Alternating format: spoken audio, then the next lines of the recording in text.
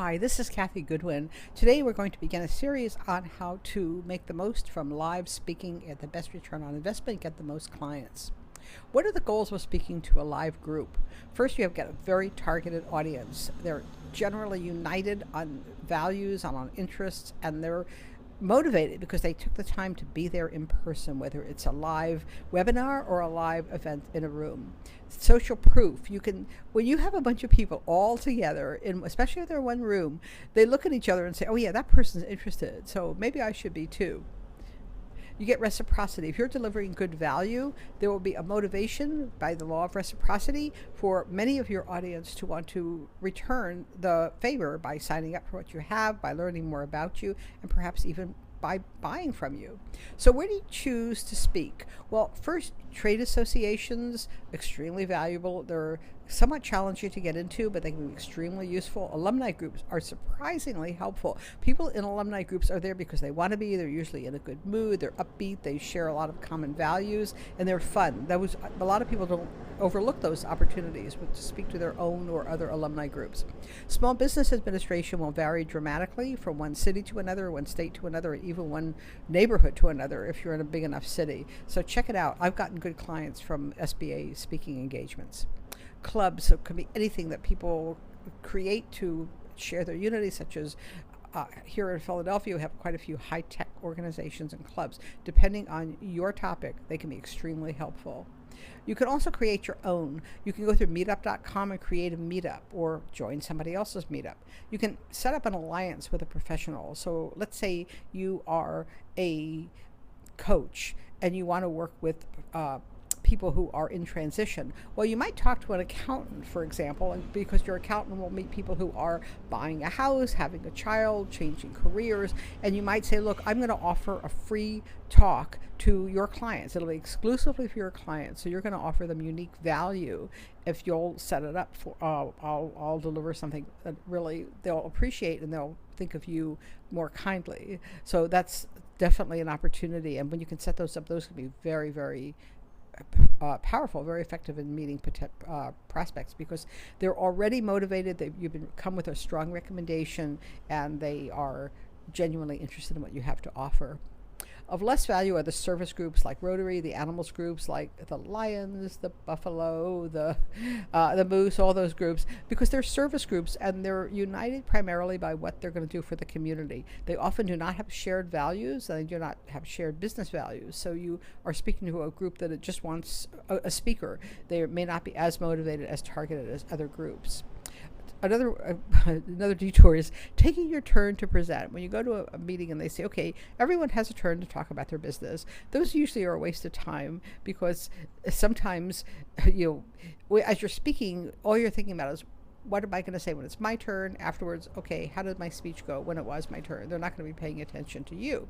And I avoid pay-to-play groups. I personally think that if someone says you have to pay to come and speak to my people, there's usually a factor of lack of trust, and there's a certain sense that are you really delivering value, or are you trying to find a way to reach them in a different way? So I have not found them helpful. I was once invited to speak to an author's workshop, one of those live author events they have, and first it was going to be not only free, but they were going to actually pay me a stipend, and then they had a budget issue and they said you have to pay, and I said I don't think so, because unless you are very, very sure that you're going to be a room of really targeted people who are motivated to buy, it's often a more negative than positive experience. But there are no hard and fast rules.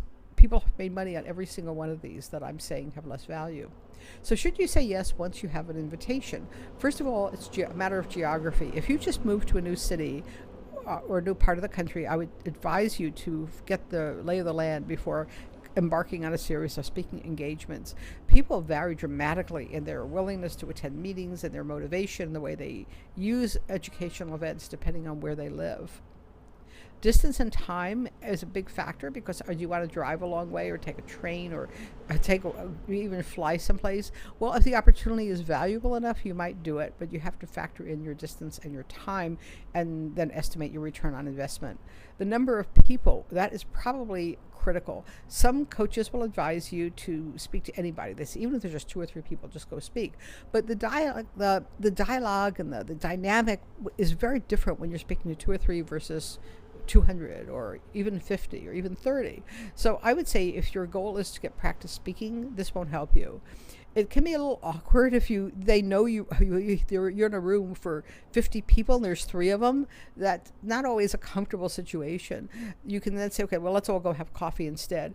My suggestion is to work with a meeting planner or coordinator and say, I need a minimum number guaranteed before I'll speak. Make that very clear. And sometimes they'll just say, no, we don't have anything like that. And you decide if it's a good enough group, or maybe you don't want to do that type of format. Maybe you'll say, okay, instead I'll just do a webinar for them and they can listen in, or maybe I'll join them with another group, something like that. But I definitely think you need a minimum to make it worthwhile. Most important, what are the rules? I once got almost creamed on this. I connected with an extension university in El Paso, Texas. I was living in New Mexico and I drove down. I thought, this is great. I'll give a talk and I'll present and they'll invite me. And the first time I went, it was really nice. But then someone said, well, I'd like to work with you, but I think I'm supposed to go through the university. And I said, really? And sure enough, there was a clause buried in the contract that says you cannot make arrangements directly with anyone in the course, that when you're the speaker, you must go through the university, and the university will decide if you get the gig at all, and if so, what percentage you'll get. So I immediately distanced myself from that. It was not a good use of my time. What can you offer? Well, are you allowed to offer a membership? Are you allowed to get people to sign up for your e-zine? Are you allowed to get people to buy? That's really important because there are going to be variations across the board. Can you create a mailing list? Well, I would say if you can't create a mailing list or sell or even talk about yourself, and they're not going to pay you, why go? Who else has spoken recently? If they're low end compared to you, you may be in the wrong place. If they're really high end compared to you, you also are in the wrong place. And what topics appeal to them? If your key topics aren't quite a fit, you may do yourself more harm than good if you go there.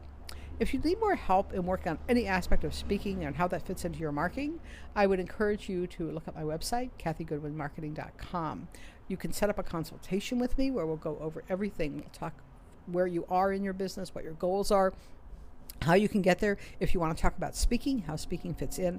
And we not only have a consultation, it's a whole program where you get some follow-up and material as well. If you would like to listen to a teleseminar, this link, buddyworld.com/speaker call. This may be over by the time you listen, or it may be up forthcoming. So I recommend click on that link and you'll hear a presentation that goes into this in a much more broad sense with many more tips. Thanks so much for joining me today. I enjoyed being with you, and I look forward to being with you again in the future on a future call or consultation. Thanks again. Have a wonderful rest of the day.